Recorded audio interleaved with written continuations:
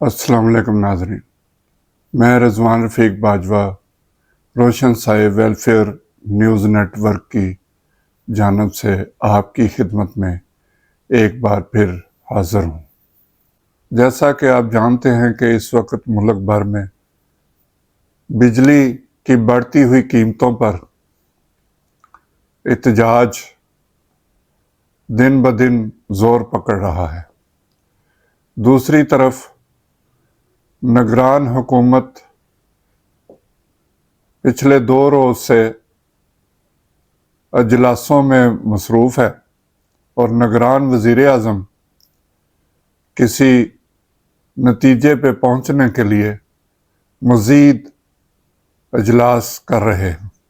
اب ان اجلاسوں کے کیا نتائج نکلتے ہیں یہ تو آنے والا وقت ہی بتائے گا، لیکن ہمیں بہرحال اچھے کی امید رکھنی چاہیے اور ساتھ ساتھ ملک کے معاشی حالات پر بھی نظر رکھنی ضروری ہے۔ لیکن ان سب باتوں کے ساتھ ساتھ جو چیز منظر سے کچھ غائب ہو گئی ہے وہ ہے مختلف علاقوں میں جو سیلاب کی صورتحال پیدا ہو چکی ہے۔ گزشتہ 1.5-2 ماہ میں بھارت کی جانب سے 3-4 بار پانی چھوڑا گیا، جس کی وجہ سے راوی اور ستلج میں سیلاب کی صورتحال پیدا ہوئی۔ اس سیلاب کی وجہ سے جو بھی قریبی علاقے ہیں یا قریبی اضلاع ہیں ان میں قصور، اکاڑا، حویلی لکھا، دیپال پور، اس سے آگے بہاول نگر چلے جائیں، بہاول پور، منچن آباد، ان علاقوں میں سیلاب متاثرین کی تعداد میں دن بدن اضافہ ہو رہا ہے، کیونکہ جیسے ہی یہاں پہ پانی کی کوئی صورتحال بہتر ہونے لگتی ہے تو بھارت کی طرف سے دوبارہ پانی چھوڑ دیا جاتا ہے۔ ویسے تو ہمارے جو میڈیا ہے وہاں پہ کہا جاتا تھا کہ یہ آبی جارحیت ہو رہی ہے بھارت کی طرف سے، لیکن سابقہ دور کے آبی وسائل کے وزیر تھے سید خورشید شاہ، انہوں نے انکشاف کیا کہ یہ جتنا بھی بھارت کی طرف سے پانی چھوڑا جا رہا ہے وہ ان معاہدوں کے تحت ہے جو ہمارے درمیان طے پائے ہیں۔ بہرحال اب ایک بار پھر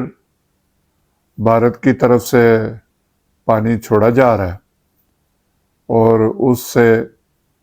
پھر اونچے درجے کا سیلاب آنے کا خدشہ ہے۔ جو تازہ ترین صورتحال ہے اس کے مطابق میں آپ کو بتاتا چلوں کہ بھارت نے اب دریائے ستلج پر چوتھا جو ریلا ہے پانی کا وہ چھوڑا ہے، اور جس سے مزید 150 سے 200 گاؤں جو ہیں وہ زیر آب آ جائیں گے۔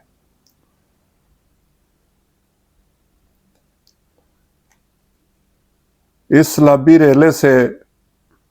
ہیڈ اسلام گنڈا سنگھ کے مقام پر اونچے درجے کا سیلاب، میلسی وہاڑی کے مضافات میں خاصی تباہی ہو رہی ہے اس سے، اور حفاظتی بند ٹوٹ رہے ہیں۔ اور یہ بھی آپ کو آگاہ کرتا چلوں کہ بعض حفاظتی بند جو ہیں وہ حکومت کی طرف سے خود یا مقامی جو بااثر لوگ ہیں انہوں نے توڑنے کی کوشش کی تو وہاں پہ جھگڑا بھی ہوا، فائرنگ بھی ہوئی اور لوگ زخمی بھی ہوئے۔ یہ بھی مختلف علاقوں میں اس طرح کی کشیدگی جو ہے وہ پائی جا رہی ہے۔ پچھلے سال آنے والے سیلاب کی وجہ سے بہت زیادہ پاکستان کو نقصان اٹھانا پڑا، اور اس نقصان کے مقابلے میں جو ہمارے وسائل تھے وہ تو ہم ان پہ بھروسہ کر کے یا ان کے تحت تو اپنے آپ کو دوبارہ اپنے پاؤں پہ کھڑا کرنے کے قابل نہیں، لیکن جو باہر سے امداد ملی، جو وعدے کیے گئے امداد کے، وہ بھی ہمیں نہیں ملی۔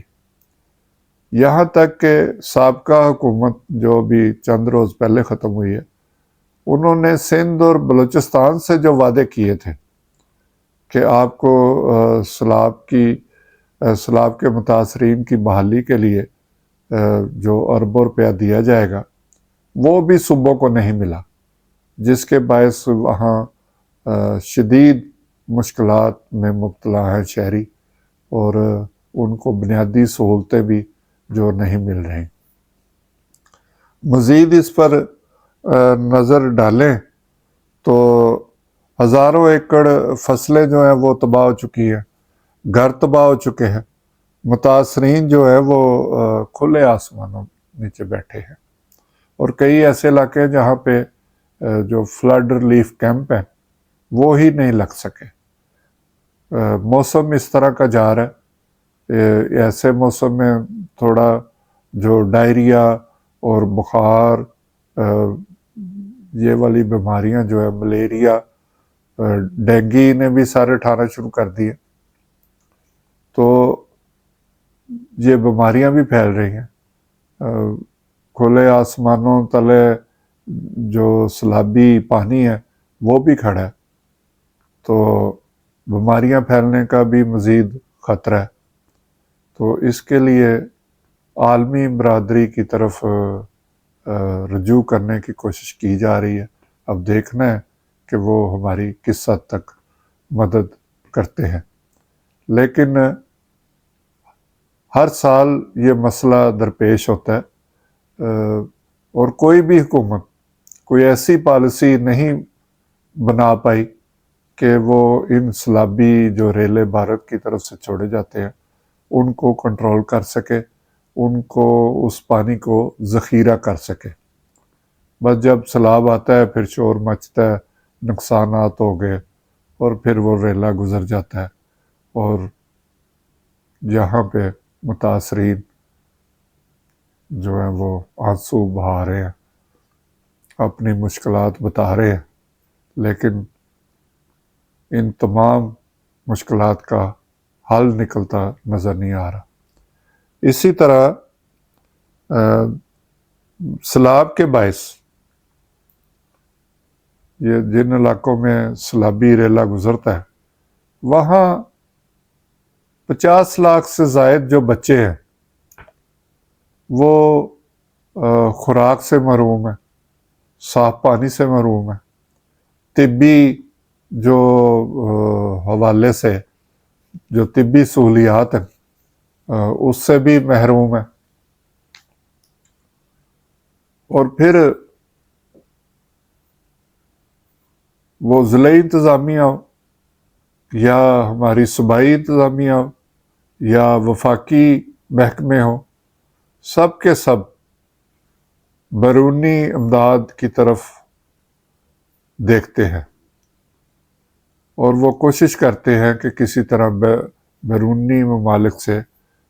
ہمیں امداد مل جائے، لیکن پوری دنیا میں معاشی حالات اس طرح کے ہو چکے ہیں کہ کوئی بھی ملک وہ ایسی جو قدرتی آفات یا اس طرح کے جو معاملات ہیں ان کو سنبھالنے کی ہمت نہیں رکھتا۔ حکومت کو کوئی ایسا پلان، ایسا منصوبہ بنانا چاہیے کہ یہ ہر سال جو ہم ایسی صورتحال میں گرفتار ہوتے ہیں اور ہماری فصلیں بھی تباہ ہو جاتی ہیں، لوگوں کے گھر جو ہے وہ پانی میں بہہ جاتے ہیں، ان کے جانور بھی پانی میں بہہ جاتے ہیں، اور وہ معاشی طور میں بھی مشکلات کا شکار ہوتے ہیں۔ پانی تو چلو گزر گیا، انہوں نے کسی طرح گھر بھی اپنا بنا لیا، لیکن جن کے مویشی جو ہے وہ پانی میں بہہ جاتے ہیں یا ان کی ہلاکتیں ہو جاتی ہیں، وہ ایسا نقصان ہے جو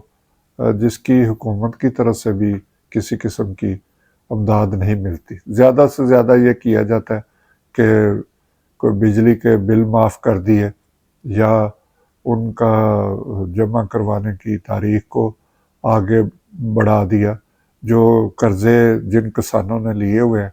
ان کو جمع کروانے کی تاریخوں کو آگے بڑھا دیا یا تھوڑا بہت ان میں معافی کر دی، لیکن یہ کوئی ایسا حل نہیں جس سے جو ہمارے کسان بھائی ہیں وہ اپنے پاؤں پہ کھڑے ہو سکیں، اور نہ ہی شہری علاقوں کے لوگ جن کے سیلاب کی وجہ سے جن کو نقصان اٹھانا پڑتا ہے وہ دوبارہ اپنی معاشی جو گاڑی ہے اس کا پہیہ چلا سکے۔ تو اس کے متعلق اب نگران حکومت میں کیونکہ کافی لوگ ایسے ہیں جو جنہیں ٹیکنوکریٹ کہہ لیں یا اپنے شعبوں میں اسپیشلسٹ ہیں، وہ ہی کوئی ایسی پالیسی واضح کرے جس سے یہ سیلابی ریلوں کے ذریعے جو پانی آ رہا ہے اس کا کوئی انتظام کیا جا سکے، اور جو دوسری قدرتی آفات ہیں، جو بیماریاں پھیل رہی ہیں، ان پہ کوئی ایسی پالیسی بنے جس سے عام آدمی کو ریلیف مل سکے۔ بہت بہت شکریہ۔ خدا حافظ۔